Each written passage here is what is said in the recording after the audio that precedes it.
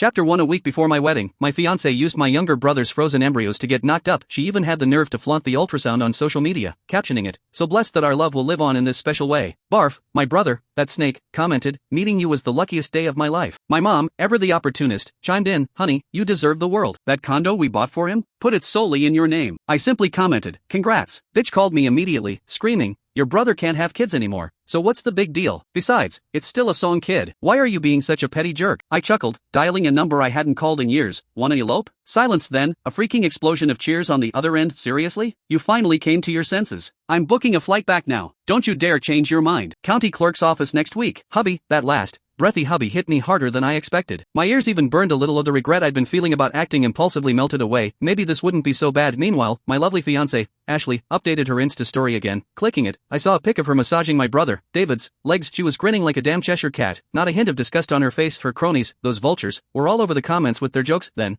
I spotted it. David, the absolute scum, commented, "Wish I'd met you sooner." The meaning was crystal clear. "And Ashley?" She replied without a shred of shame, "It's never too late to fall in love." Her gaggle of girlfriends was all over it, showering them with blessings. Turns out, everyone knew about her affair with David, except me, yet every time they saw me, they criticized me from head to toe. I used to think I wasn't good enough, but now I realize it's because they all knew Ashley had the hots for David. My heart clenched. I felt like a damn clown. That's when the hospital called, delivering the knockout punch. My test results were in. A tumor in my stomach. High risk of turning cancerous. Needed surgery, ASAP. And guess who needed to sign off on the paperwork? A goddamn relative. Mom and David were out of the question. After a moment's hesitation, I called Ashley. "Could you come to the hospital tomorrow? I need surgery." She cut me off before I could even finish. "God, David, are you serious? Just because I'm pregnant with your brother's kid, you're faking a surgery for attention? Grow up. Do you know how guilty David feels? He's your brother. Can't you be happy for us and just love this kid as your own?" I'm busy consoling David. "Unless you're on your deathbed, don't bother me, or else, this wedding is OFF." Bitch hung up before I could even explain. I laughed bitterly. How many times had she used that threat, especially since David's accident? "If it wasn't for you, David wouldn't have gotten hurt. Why are you so selfish? David's your brother. I'm his future sister-in-law. What's wrong with me helping him out? You're such a baby. David's been begging me to go through with this wedding. Otherwise, I wouldn't. You're not half the man he is." I'd heard it all before, and never mind that David was rushing to meet her for a secret rendezvous when he crashed. Never mind that while I was working myself sick to afford her dream wedding in better living conditions, she was sneaking around with my brother right under my nose, using caring for me as an excuse. I was too afraid to lose her. I brushed it off, apologized, and moved on. But now I was done. Fine, then let's call it off. For the first time in years, I hung up on Ashley. The next day, I went to the hospital alone. I signed my own consent form. The doctor asked if I had any family. I just said, "I'm an orphan." The surgery went smoothly. I spent 3 days in the hospital. The doctor said I was good to go home. During that time, neither my mom nor Ashley bothered to call or text, but for the first time in years, I felt at peace. After being discharged, I took the bus home. As we passed the university district, I remembered Ashley and me. Hard to believe, but she actually pursued me. She was vibrant, fearless, and confessed her love in front of the entire school. Even after I rejected her multiple times, she never gave up. She showered me with a kind of devotion I'd never experienced before. And just like that, I fell hard. Senior year, her dad got screwed over by a business partner and got seriously ill. Their affluent life turned upside down overnight. I was working 2 jobs while doing an internship. I had to support both of us and try to keep her spirits up. That was when I developed stomach problems. Luckily, a benefactor helped her dad. His stolen money was partially recovered. Things gradually improved. Our wedding date was set. Then David came home, and Ashley changed. I got off the bus, pushed open my front door, and almost passed out from shock. The wedding home I'd carefully decorated was a disaster zone. Takeout boxes littered the floor. Roaches crawled all over them. My beloved succulents had been ripped out of their pots through the open bedroom door. I saw David sitting on my bed while Ashley was kneeling on the floor, giving him his medicine. My mom was sprawled on my brand new sofa. The throw pillows with Ashley's and my picture on them had been chewed to shreds by David's mutt, exposing the stuffing. "What's going on?" My mom just glanced at me and sneered. "Ashley's carrying our grandchild. We figured since this place was supposed to be your love nest anyway, she and David could move in." "My wedding home? And he's living here?" I glanced at David, who was hiding behind Ashley, a smug look on his face. Taking a deep breath, I said, "Besides, I'm not marrying Ashley anymore." Mom lunged at me, slapping me across the face. "I should beat you to death, you heartless bastard. David's your brother. He's disabled because of you. You should just be grateful and let him live here. You should just give him the deed. Ashley's pregnant with David's baby. Of course, the parents should live together. And what are you even doing with your life, anyway? How will you support Ashley and David's kid?" I almost laughed. Mom hated me, ever since I was born, because my dad had an affair while she was pregnant with me. She blamed me for it, even though it wasn't my fault. As a kid, I tried so hard to earn her love. I got good grades, did all the chores, bought her gifts. I walked on eggshells, but nothing was ever enough. When I told her I was getting married, her first reaction was to say she wouldn't pay for anything, let alone buy me a house. Then, she handed me a ledger, demanding I pay her back for every penny she'd spent on me since I was born. Even the 15-cent eraser was included. To the irony? She'd only spent about $5,000 on me. From that moment on, I stopped hoping for her love. I felt something warm trickling down my forehead. I touched it. Blood. Taking a deep breath, I looked at the three people in the room, my mom, my brother, and the woman I thought I'd spend my life with. My mind had never been so clear. David, you know how you lost your legs? David's eyes flickered. I gave a sarcastic laugh. I paid for this house. If you want it, cough up the cash. And, I looked at Ashley. If you didn't hear me on the phone, let me say it again. I'm letting you go. And calling off the wedding. The room went silent. The three of them looked shocked. Ashley even looked a little panicked. She approached me, as if trying to explain. Just then, my phone rang. It was a text from the county clerk's office, reminding me of my appointment for tomorrow at 8 a.m. It was from Stacy Collins. We hadn't spoken since that call. I thought she was joking. Marriage is a big deal, after all, but she'd actually booked a time at the clerk's office. She was eager. Apparently, her breathy hubby echoed in my head. My ears burned again. Ashley glanced at the text and seemed relieved. David, I know you're just saying this because I've been ignoring you. Don't worry, I'll be there tomorrow. Promise. She noticed the pharmacy bag in my hand, grabbed my arm, and softened her tone. Are you really sick? I thought you were faking. Well, you look fine. I promise I'll make time for you in the future. I didn't explain. She took it as acceptance and dragged me into the study. Where's that lucky charm I gave you? David wants it. Her words hit me like a bomb. What? The charm wasn't worth much. But Ashley had knelt every 3 steps to pray in a temple, just to get it for me. She even got sick. That's why I vowed to never let her down. I wore that charm every day. Ashley rolled her eyes. I can buy you a new one later. David's depressed about his legs. Can't you do this for your brother? Give? Hadn't I given enough? David always got everything he wanted, even my goddamn girlfriend. I took the charm off my neck but didn't hand it over. Ashley, have you ever loved me? She snatched it from my hand. Don't be ridiculous. I'm marrying you. What more do you want? You can't even share a trinket. How can I expect you to be good to me in the future? She stormed out of the study. I stood there, watching the blood drip onto the floor. My last shred of affection for Ashley vanished. Leaving that house, the first thing I did was put it on the market. I hadn't told them, but I got promoted. It required a transfer, but I was hesitant because of Ashley. Now, I was relieved. I checked into a nearby hotel and received a video. It was at a club, full of flashing lights and loud music. Ashley, wearing a skimpy dress, was sitting on David's lap. They were feeding each other mouth to mouth, surrounded by cheers. As someone asked, aren't you supposed to marry David tomorrow? Won't he be mad if he sees this? Ashley snuggled against David, smirking. He knows I'm pregnant with David's child. Besides, David is his brother. Family is everything. After this wedding, who cares? Why can't my fiancé be happy for us? Everyone laughed. You know how to control a man. Just treat him like a dog. The video ended. Then, a text. David Collins, you were born to be a loser. It didn't take a genius to figure out who sent it, but I felt surprisingly calm. I even started looking forward to seeing Stacy Collins at the county clerk's office. I wondered if she was still the same after all these years. That night, I slept better than I had in weeks. Waking up,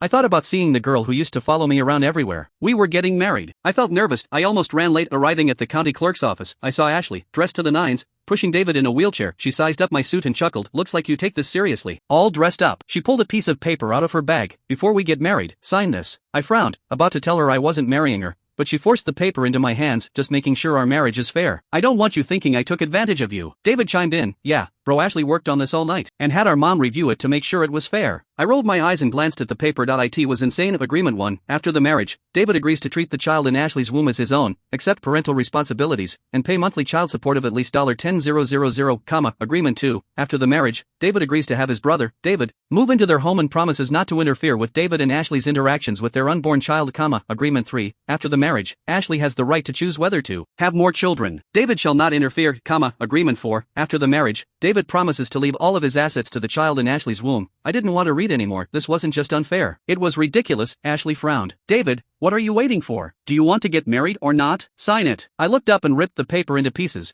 throwing them in their faces. What do you think I am? Do you think I would sign something like this? Ashley's face twisted. She tried to threaten me. You, I glared at Ashley. And who told you I was marrying you? Her face froze. David quickly said, bro, don't be like that. Everyone knows you worship Ashley. Don't ruin it by joking around. Besides, your appointment's at 8, right? If you're not marrying Ashley, who are you marrying? Ashley crossed her arms, giving me a smug look. David, are you doing this for attention? Just sign the agreement and we'll get married. I checked my watch. 8:10, Stacy hadn't shown up. Maybe something came up. Or maybe she changed her mind. Either way, I was done with Ashley and David. Before I could speak, a car horn blared, followed by a bright, sweet voice. Sorry I'm late, honey.